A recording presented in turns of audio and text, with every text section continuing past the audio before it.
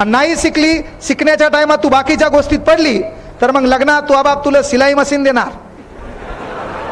तुला सिलाई मशीन भेटली, तू नवरा कामाला जाणार आणि दुपारा तू अचल द्यायचं खटार खुटूड खटार खुटूड खटार खुटूड. लगेच त्या घरावर पाठी येणार, येथे पिकोफॉल करून मिळेल, येथे पंजाबी ड्रेस शिवून मिळेल, येथे शेवाया काढून मिळतील. आणि तू नाही लागला, याच्यानंतर पुढचा महिना तो सीझन आहे.